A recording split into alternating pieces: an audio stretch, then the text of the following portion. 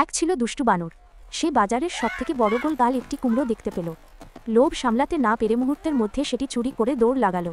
কিন্তু বাজারের লোকজনও কম চালাক ছিল না। ধরো ধরো চিৎকার করতে করতে সবাই মিলে দৌড়ে গিয়ে বানরটিকে ধরে ফেলল। কুমড়ো হাতে ধরা পড়ায় বানরটি ভয়ে মাথা নিচু করে দাঁড়িয়ে রইল।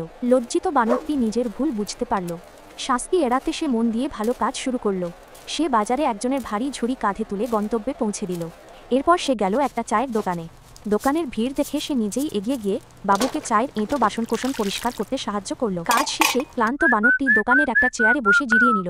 তার পরিশ্রম আর ভালো ব্যবহার দেখে চা দোকানের লোকটি খুব খুশি হলেন। তিনি বানরটিকে আদর করে একটি তাজা সুন্দর কুমড়ো খেতে দিলেন। কুমড়ো খেয়ে বানরটি বেশ ফুরফুরে হয়ে উঠল। এরপর সে দেখল একজন বৃদ্ধা মহিলা তার বাজারের অনেকগুলো ব্যাগ নিয়ে কষ্ট করে হাঁটছেন। দেরি না করে বানরটি বৃদ্ধার সব ব্যাগ নিজের হাতে তুলে নিল এবং বাড়ি পর্যন্ত পৌঁছে দিল। বৃদ্ধা তার এই উপকার দেখে এতই খুশি হলেন যে তিনি বানরটিকে পরম মমতায় আদর করে দিলেন।